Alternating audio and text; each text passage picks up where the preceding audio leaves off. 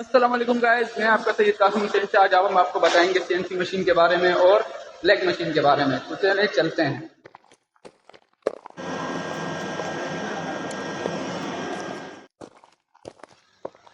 अस्सलाम वालेकुम भाई, कैसे हैं आप? वालेकुम अस्सलाम।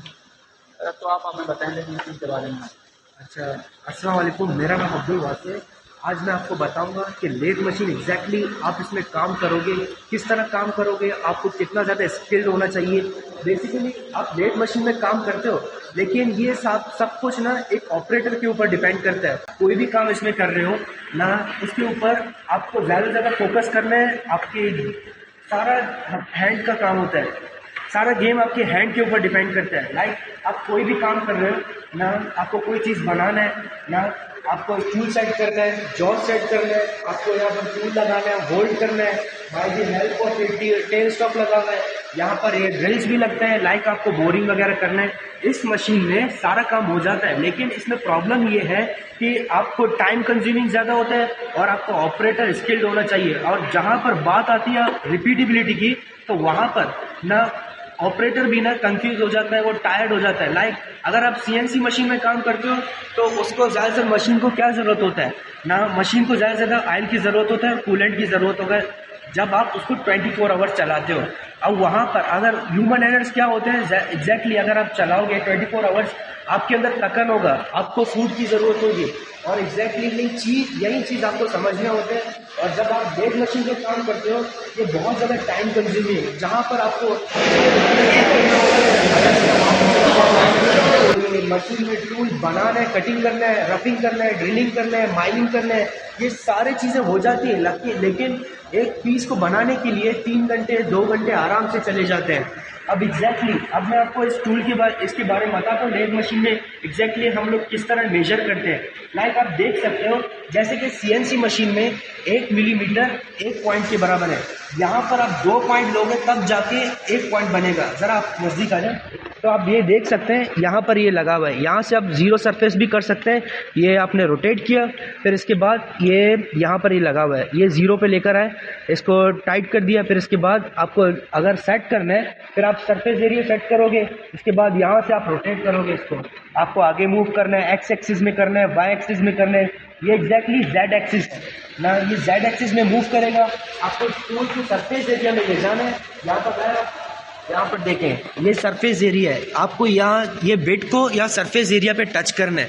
फिर इसके बाद आपको जिस तरह का पीस काटना है, आपके पास एग्जैक्टली अब मशीन ऑपरेटर के पास इतना स्किल्ड होना चाहिए कि जैसे ही उसके पास कोई भी ओआई इंस्ट्रक्शंस वगैरह आ जाए तो वो डायरेक्टली समझ ले। लाइक आप देख सकते हो, यहाँ पर एक पड़ा हुआ है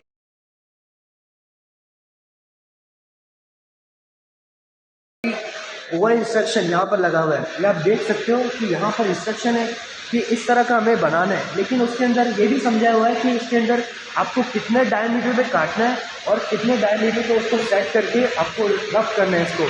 और एग्जैक्टली यही प्रोसेस हम पीस यहाँ पर इंसर्ट करते हैं और इसको फिट करते हैं। जैसे ही हम रोटेशन की तरफ आते हैं, हमें सबसे पहले जॉज सेट करना होता है कि जॉज सही से फिट है भी नहीं, क्योंकि हमें टूल को परफेक्शन जब वो वाइब्रेट करेगा तो सही से नहीं काट पाएगा।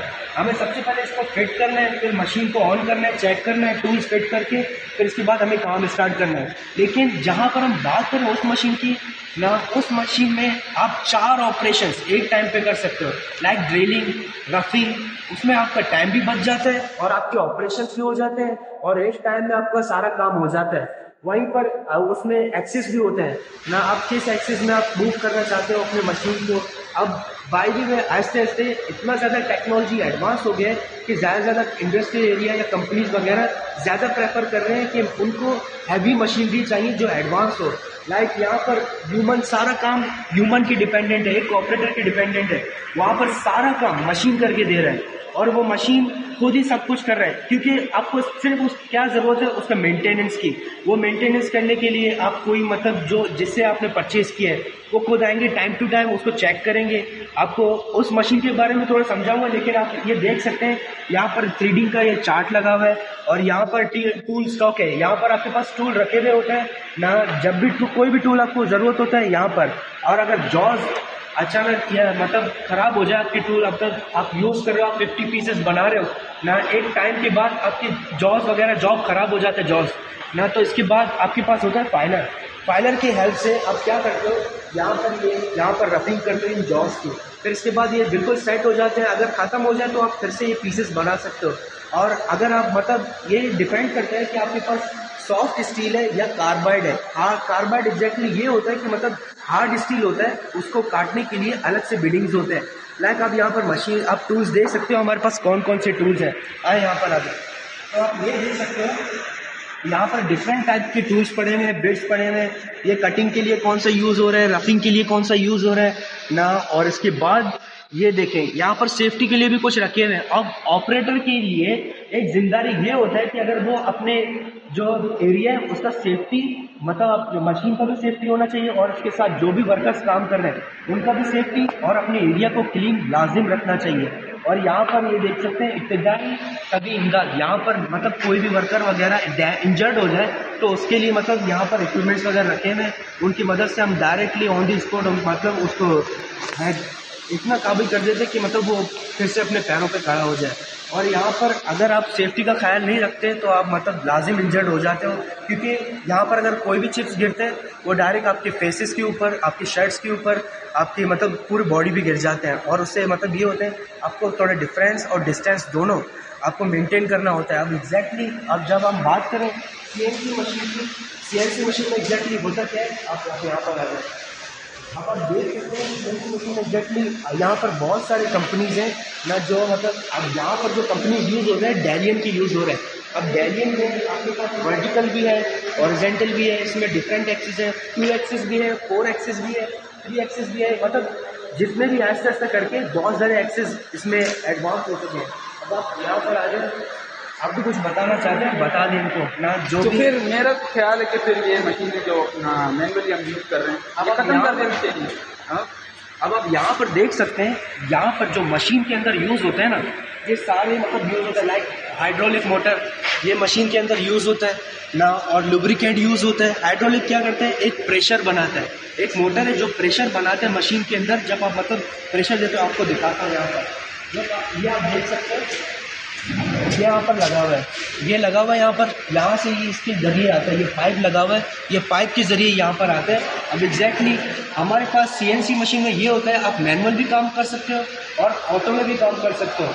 अब इसमें एक्सेस भी दिए हुए हैं, हैंड व्हील भी दिया हुआ है, हैंड व्हील के जरिए भी आप कर सकते हो। एग्जैक्टली हैंड व्हील में एक्सेस आपको बताना होता है। और इसके बाद ये होता है कि ये देख सकते हो, ये है VMC 850।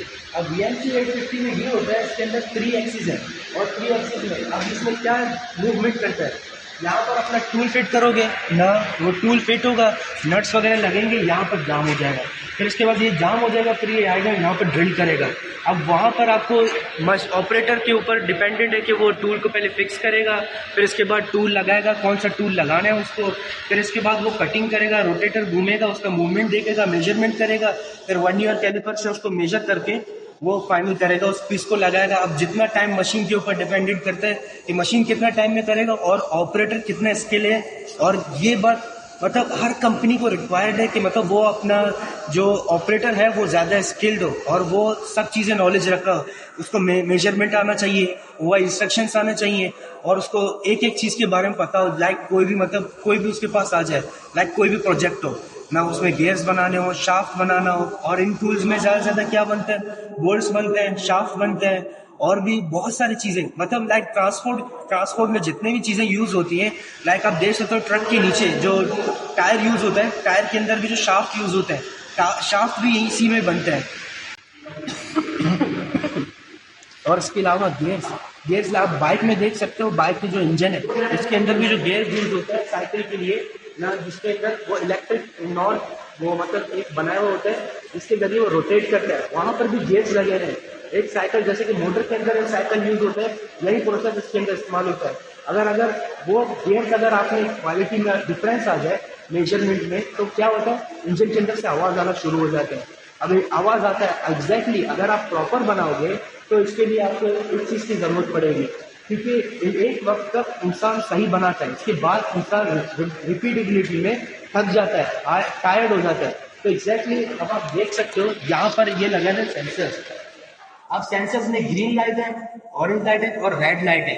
अब एग्जैक्टली क्या होता है, जब वो ऑपरेशन में होते हैं रेड ऑन होते हैं ना, और इसके बाद ग्रीन ऑन हो जाता है जब खत्म हो जाते हैं, और ये ऑपरेशन चल रहा होता है, मतलब आपने ये खोला हो तो ये ऑरेंज वाला ऑन हो जाएगा। फिर इसके बाद ये होता है कि ये मशीन ऑटोमेटिकली अगर एक प्रोग्राम के ऊपर डिपेंड है, कि मतलब आप जब कंप्यूटर से प्रोग्राम बनाओगे उसमें ये होगा कि आपके टाइम के ऊपर डिपेंडेंट करता है। 8 मिनट का प्रोग्राम है, लेकिन हॉबिंग मशीन में ये होता है कि इसमें तकरीबन अगर शाफ्ट बना रहे हो, हैवी इक्विपमेंट बना रहे हो, तो उसमें तकरीबन 3 घंटे ड्यूरेशन में आप एक चीज़ कंप्लीट कर सकते हो। वहीं पर आप अटेंडिंग मशीन में जाओगे उसमें तकरीबन 9 मिनट लगेंगे सीएनसी प्रोग्राम जब जी कोड्स आपको इंसर्ट करने, इसके बाद वो मशीन सब कुछ 4 ऑपरेशन हो, 3 ऑपरेशन हो, वो डायरेक्टली करके देगा। लेकिन उसमें हैवी इक्विपमेंट्स मोस्टली केसेस नहीं बनते। यहाँ पर इस एक्सेस में दिए में ये डायरेक्टली आपको बना के देगा। इसमें आपके ये इसमें यूज होता है हाइड्रोलिक ऑयल, इसमें लुब्रिकेंट यूज होता है ना, और इसके अलावा मतलब टैंक्स लगे हुए होते हैं। इनसाइड में आपको नहीं दिखा सकता, लेकिन इसमें तकरीबन 450 लीटर इतना तक के होता है। और मतलब इसमें कटिंग ऑयल भी होता है, BC32 यूज बारीकी यूज करते हैं इसके अंदर। और मतलब PSO का जो होता है एक बड़ा सा टैंक होता है जिसके अंदर 450 लीटर होता है एक ट्यूब में। तो इसके बाद आते हैं हम यहाँ पर टेंडिंग मशीन के बारे में। एग्जैक्टली यहाँ पर आप देख सकते हो, यहाँ पर डिफरेंट यहाँ पर टूल्स लगे हैं, ये आप देख सकते हैं। यहाँ पर देखें, अब यहाँ पर एक वक्त में डिफरेंट टूल्स लगे हुए हैं। लाइक बोरिंग के लिए टूल लगा हुआ है, यहाँ पर लगा है रफिंग के लिए लगा हुआ है, कटिंग के लिए लगा हुआ है, सारे टूल्स लगे हुए हैं। और यहाँ पर लाइट लगा हुआ है जो इंटेंसिटी मेंटेन करता है। लाइक आपको मशीन के अंदर देखना है आपका जॉब काम ये फिट हुआ है। लाइक इसके लिए हम यूज करते हैं चक, जिसके जरिए हम मशीन के अंदर टूल जॉब को फिक्स करते हैं जॉब्स के अंदर, फिर इसके बाद वो रोटेट करना शुरू करता है। फिर एग्जैक्टली इसके बाद क्या होता है, ये स्पैंडल मूव करते हैं। हमें इस मशीन को चला के नहीं दिखाया जाए? हाँ, मशीन को अभी यहाँ पर नहीं है ना, सीनियर यहाँ पर नहीं है, वो आएंगे फिर हम इसको ऑन करेंगे। तो अभी मैं आपको इसके बारे में समझा रहा हूँ। इसके बाद इंशाल्लाह नेक्स्ट वीडियो में आपको ये बताऊंगा कि मतलब इसको किस तरह हम चलाएंगे। अभी मैं आपको बेसिक इन्फॉर्मेशन ज्यादा से ज्यादा जितना मतलब मुझे एक्सपीरियंस है मैं उसको आपके साथ कोशिश कर रहा हूँ शेयर करने की। तो एग्जैक्टली अभी आप देख सकते हो यहाँ पर शोर ज्यादा हो चुका है, लेकिन मैं आपको ट्राई करता हूँ समझाने। अब यहाँ पर ये आप देख सकते हो, ये पैनल है, यहाँ पर आपको जी कोड्स नजर आते हैं और यहाँ पर आप प्रोग्राम इंसर्ट करते हो जी कोड से। और यहाँ पर अगर आप कंप्यूटर से USB के जरिए आप कोई भी मतलब बना रहे हो ना, कोई भी आपने बनाया प्रोग्राम बना लिया, अब आप यहाँ से आप इंसर्ट कर सकते हो। यहाँ पर USB का भी दिया हुआ है और यहाँ पर HDMI का भी दिया हुआ है। अब यहाँ से आप कनेक्ट करोगे, लैपटॉप हो या USB हो ना, आप कनेक्ट करोगे डायरेक्टली। अब ये आप देख सकते हो ये CNC सीरीज 1000 TDC है। अब यहाँ पर आप देख सकते हो, यहाँ पर लिखे हुए ये अगर आपको प्रोग्राम मैनुअली मतलब प्रोग्राम इंसर्ट करना है तो आप ये F5 दबाओगे। अब एग्जैक्टली आप देख सकते हो mostly control panels different countries में अब एडवांस, अब लाइक जर्मनी में चले जाओ वहां पर सीमेंट के कंट्रोल पैनल्स यूज होते हैं। अब यहाँ पर यूज हो रहा है मतलब मोस्ट कॉमन है ये फैनिक का है। फैनिक का मतलब ये आप समझ सकते हो इसका कॉन्सेप्ट वगैरह, ये नॉर्मली आप एडिट कर सकते हो।